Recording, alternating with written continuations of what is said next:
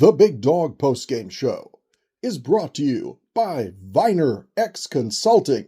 We make your company work. And by Rick Jaklitsch, the big dog himself, at the Jaklitsch Law Group. Live from Xfinity Center, Maryland 90, Rutgers 81.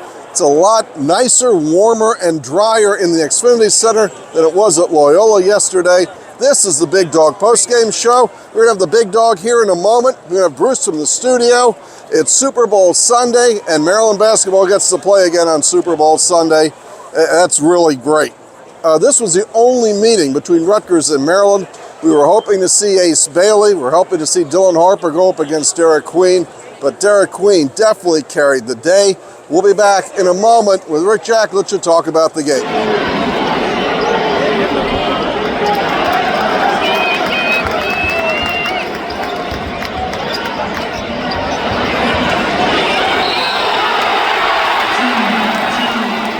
Back on the court with Rick Jaklitsch. Rick, you saw what was a uneven and some wild sequences early on. In fact, we have some video here of a defensive play, an offensive scramble. It was all over the place for Maryland. Then they started to hit their shots. Remind me a little bit of the Wisconsin game where Maryland just couldn't make a basket early. Right, we started 0 for 6 from the field. You start scratching your head. Terps are down 14-7. Willard calls a timeout. They come out of that timeout, bang, bang. They hit two quick threes. Yep. And then they're plus 19 the rest of the way until Rutgers hit a three right at the horn at the half. Yeah. Big games from Queen, big games from Sheldon Miguel. Just really smooth, and Rodney Rice, super. Yeah. Well, Rodney Rice was sort of the game changer. That pure jumper kept us in the game when nothing else was going in the basket. Yeah, especially with Juju struggling. Juju had 4 points, 5 fouls. Really struggled all day. Queen really picked him up, but it was the guards early. It was Miguel, it was Rice, and just the way Gillespie runs the floor is a beautiful thing. And how about the passing, Wayne, of Derik Queen? Really special, special. And just two beautiful passes to Geronimo, who got knocked out. Tooth got knocked out. Yeah, he did. So you get free dental at Maryland now. They're going to need it. And no foul call on that.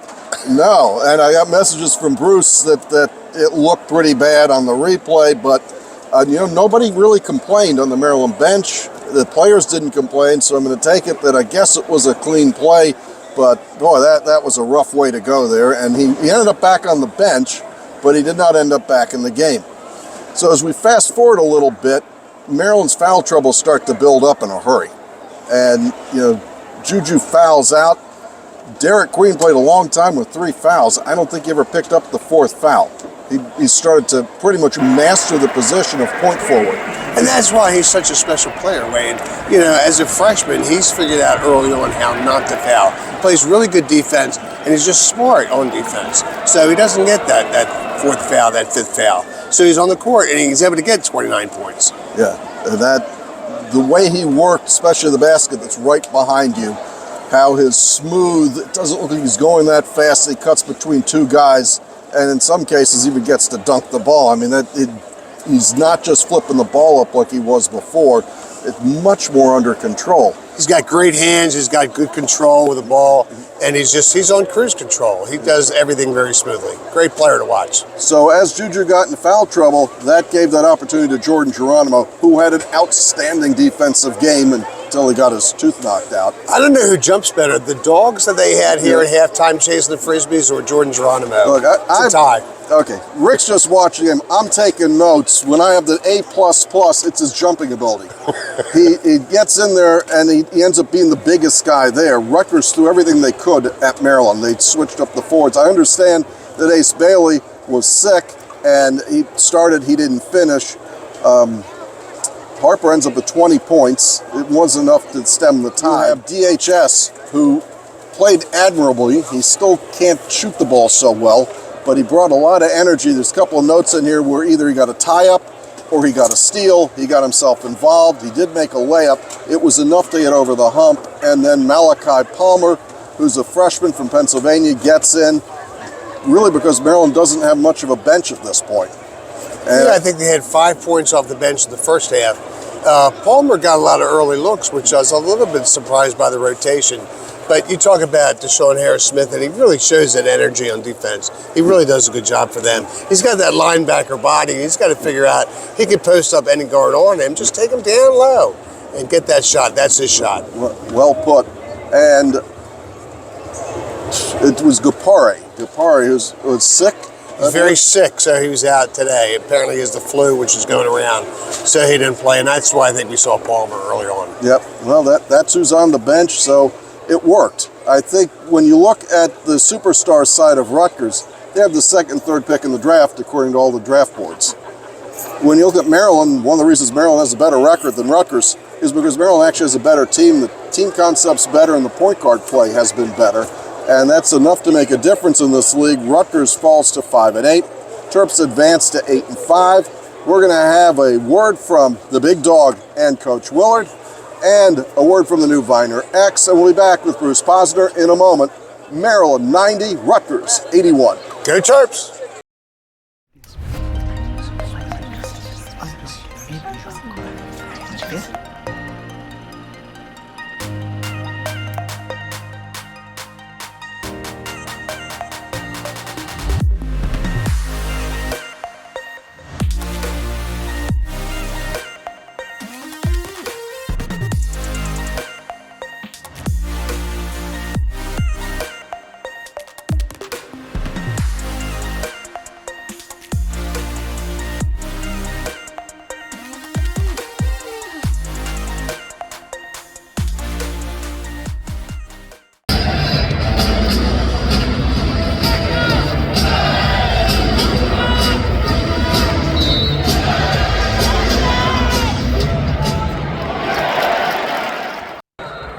Wayne, good job as always.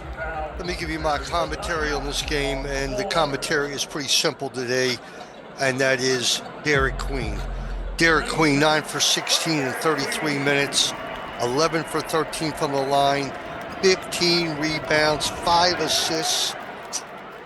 I used to say that a game like this tells you he's gone. All right, they had 50 scouts there today.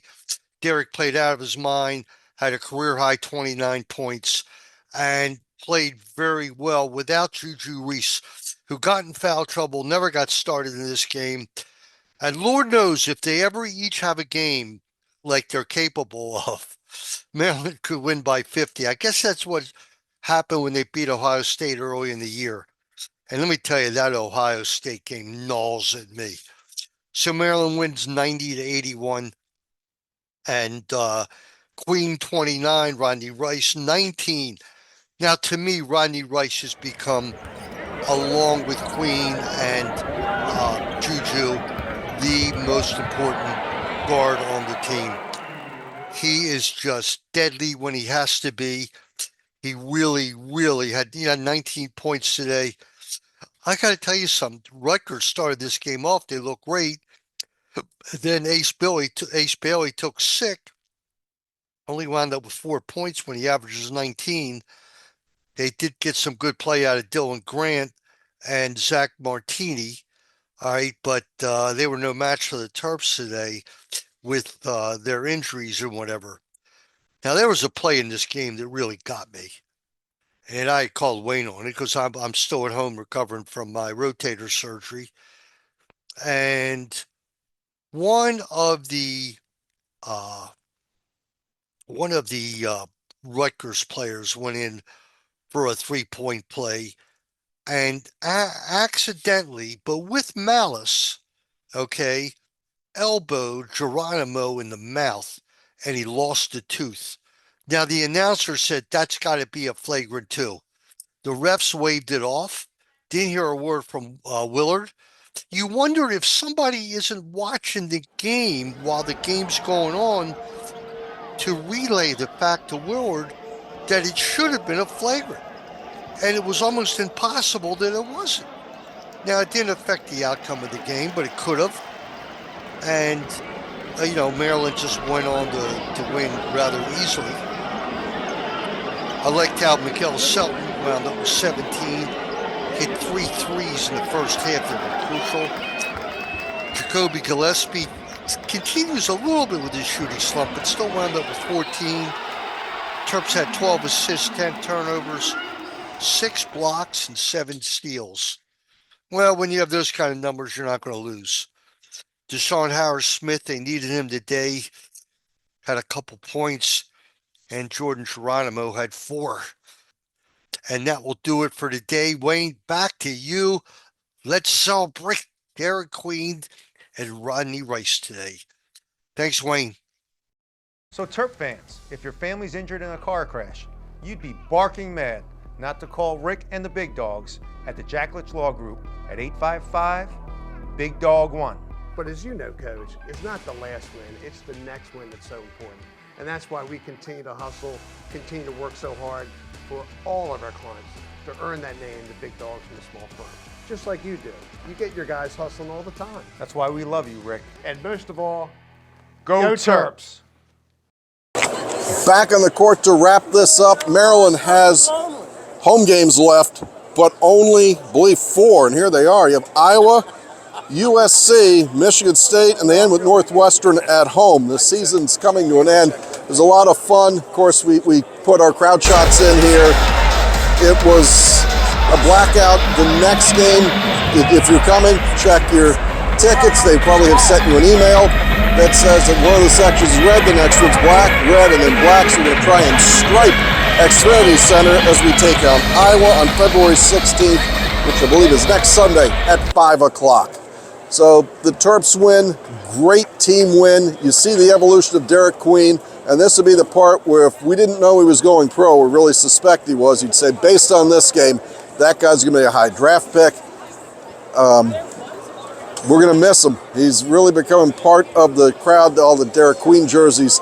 He's actually becoming a superstar right before our eyes, so good for that. This is Wayne Viener. Mason, Bruce is in the studio, Mason's away, James Gist away, and we thank Rick Jaklitsch for stepping. This has been the Big Dog Postgame Show. Good afternoon from the College Park.